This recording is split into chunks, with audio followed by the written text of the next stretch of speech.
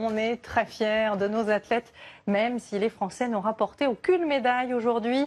Tess Le2, championne du monde en titre de ski acrobatique, a finalement fait une mauvaise chute lors d'un saut. Elle a été éliminée dès les qualifications. Des moments forcément compliqués pour ces athlètes de haut niveau qui travaillent depuis des années pour monter sur le podium. À ce propos, nous sommes retournés à Font-Romeu, un collège-lycée sport-études qui a vu passer, entre autres, sur ses bancs, les champions olympiques Martin Fourcade et Perrine Lafont. Visite guidée avec Florence de Juvigny et Noélie Claire. Ne pas se fier aux moufles, ici le snowboard n'a rien d'enfantin. Je fais des rotations, des 3-6, des 5-4. Et il faut aussi dire qu'il n'y a pas que les kicks, il y a les rails. Des noms pas toujours limpides, en fait des figures libres sur des tremplins. Luan Salguera est déjà sportive de haut niveau à 17 ans. 4e en Coupe d'Europe, elle se prépare pour les prochains JO.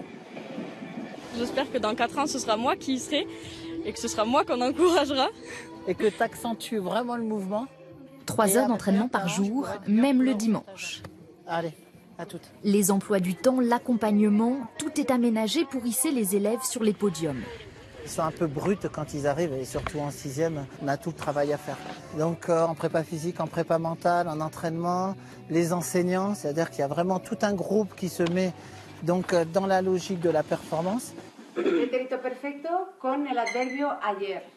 Des études adaptées, mais pas sacrifiées, encore moins l'année des premières épreuves du bac. Le contrat, c'est qu'il faut suivre les 2 projets, autant sportifs que scolaires. Et donc, ils ne sont maintenus en section que s'ils mènent les 2 de pair. On ne peut pas gagner notre vie avec le snowboard. Du coup, forcément, il faut faire des études à côté pour pouvoir avoir un métier plus tard.